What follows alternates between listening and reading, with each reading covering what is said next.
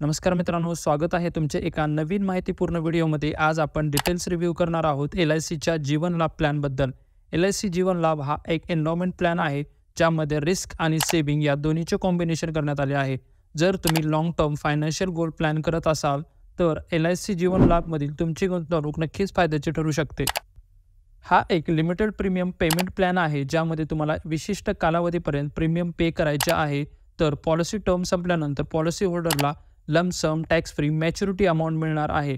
In case policy term संपण्यापूर्वीच policy होल्डरसोबत कुठलीही दुर्दैवी घटना घडल्यास पॉलिसी होल्डरच्या नॉमिनीला बेसिक सम ॲश्युर्ड आणि त्या दिवसापर्यंत जमा झालेले बोनस मिळणार आहे। या प्लॅनसाठी एलिजिबिलिटी कंडिशन पुढील प्रमाणे असेल। या प्लॅनमध्ये मिनिमम एज लिमिट हे 8 वर्ष आहे, तर मॅक्झिमम एज लिमिट 59 वर्ष आहे। म्हणजे तुम्ही 8 वर्ष वयाच्या मुलापासून ते 59 वर्ष वय असणाऱ्या व्यक्तीसाठी हा प्लॅन घेऊ शकता। मिनिमम सम ॲश्युर्ड म्हणजे तुम्ही कमीत कमी कितीचे रिस्क कव्हर घेऊ शकता। तर या प्लॅनमध्ये मिनिमम सम ॲश्युर्ड 2 लाख रुपये इतके आहे। म्हणजे याचा अर्थ असा होत नाही की तुम्ही LICला वन टाईम 2 लाख रुपये पे करणार आहात। तुम्ही जितके पण सम ॲश्युर्ड निवडाल त्याच बेसिसवर तुमच्या पॉलिसीचे प्रीमियम कॅल्क्युलेट केले जाईल। तर मॅक्झिमम सम ॲश्युर्ड याची कुठलीही लिमिट नाही, ते पूर्णपणे तुमच्या उत्पन्नावरती अवलंबून असेल। पॉलिसी टर्म या प्लॅनमध्ये 3 ऑप्शन देण्यात आले आहेत। पहिला ऑप्शन आहे 16 वर्ष पॉलिसी टर्मचा। यामध्ये फक्त 10 वर्ष पॉलिसीचे प्रीमियम भरावे लागेल, तर शेवटचे 6 वर्षात कुठलाही प्रीमियम भरावा लागणार नाही। तर मॅच्युरिटी अमाऊंट ही 16व्या वर्षीच मिळेल आणि या ऑप्शनसाठी मॅक्झिमम एज लिमिट हे 59 वर्ष इतके आहे।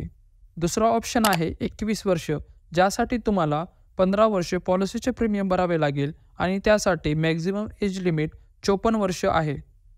ऑप्शन नंबर 3 मध्ये पॉलिसीची टर्म ही 25 वर्ष इतकी आहे, तर प्रीमियम पेमेंट करण्याचा कालावधी हा 16 वर्षाचा आहे। तर या ऑप्शनसाठी मॅक्झिमम एज लिमिट ही 50 वर्ष इतकी आहे। यांची संपूर्ण माहिती आपण एका उदाहरणाच्या मदतीने समजून घेणार आहोत।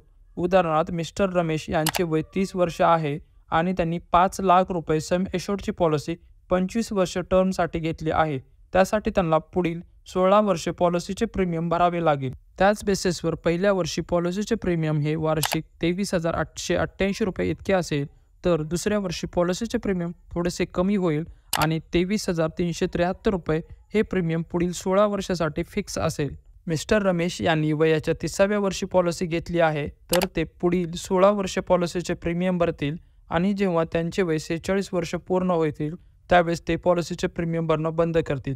तर या 16 वर्षामध्ये त्यांनी एकूण 3,74,000 रुपये इतका प्रीमियम जमा केला आहे। तर पुढील 9 वर्षानंतर जेव्हा त्यांचे वय 55 वर्ष पूर्ण होईल त्यावेळेस त्यांना लंप सम मॅच्युरिटीला 13,12,000 रुपये एवढी अमाऊंट मिळेल। डेथ बेनिफिट पॉलिसी टर्म दरम्यान पॉलिसी सुरू असताना पॉलिसी होल्डरची केव्हाही डेथ झाल्यास पॉलिसी होल्डरच्या नॉमिनीला बेसिक सम ॲश्युर्ड प्लस त्या दिवसापर्यंतचा जमा झालेला बोनस अमाऊंट मिळेल।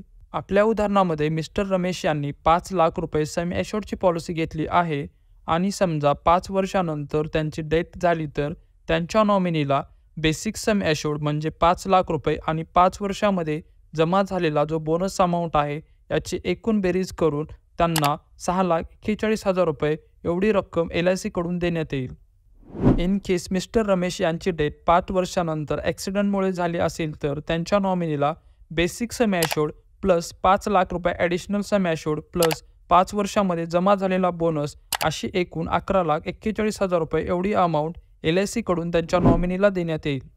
रायडर ऑप्शन या प्लॅनमध्ये तुम्ही थोडासा एक्स्ट्रा प्रीमियम भरून रायडर ॲड करू शकता। या प्लॅनमध्ये तुम्हाला 5 ऑप्शनल रायडर देण्यात आले आहेत, जे पुढील प्रमाणे आहेत। पहिला रायडर आहे LIC accidental death and disability rider.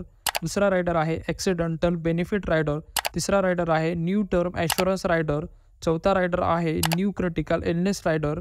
तर 5वा रायडर आहे प्रीमियम व्ह्युअर बेनिफिट रायडर। हा रायडर तुम्ही लहान मुलांच्या पॉलिसीसाठी घेऊ शकता। अदर बेनिफिट लोन फॅसिलिटी जर तुम्ही 2 वर्षाचे पूर्ण प्रीमियम भरले असेल तर तुम्ही तुमच्या पॉलिसीवरती लोन घेऊ शकता। सरेंडर ऑप्शन 2 वर्षाचे पूर्ण प्रीमियम भरल्यानंतर तुम्ही तुमच्या पॉलिसीला सरेंडर करू शकता, पण पॉलिसी सरेंडर केल्यामुळे कधीही पॉलिसी होल्डरला नुकसानच होते। प्रीमियम पेमेंट मोड तुम्ही पॉलिसीचे प्रीमियम करण्यासाठी इयरली, हाफ इयरली, क्वार्टरली किंवा मंथली यापैकी कुठल्याही एका मोडची निवड करू शकता। ग्रेस पिरियड म्हणजे तुमच्या पॉलिसीचं प्रीमियमची ड्यू डेट संपल्यानंतर तुम्हाला प्रीमियम भरण्यासाठी देण्यात येणारा एक्स्ट्रा कालावधी. जर तुम्ही इयरली, हाफ इयरली, क्वार्टरली हा मोड निवडला असेल तर तुम्हाला 30 दिवसाचा एक्स्ट्रा कालावधी देण्यात येईल आणि जर तुम्ही मंथली मोड निवडला असेल तर तुम्हाला 15 दिवसाचा एक्स्ट्रा कालावधी देण्यात येईल. त्यालाच आपण ग्रेस पिरियड असं म्हणतो.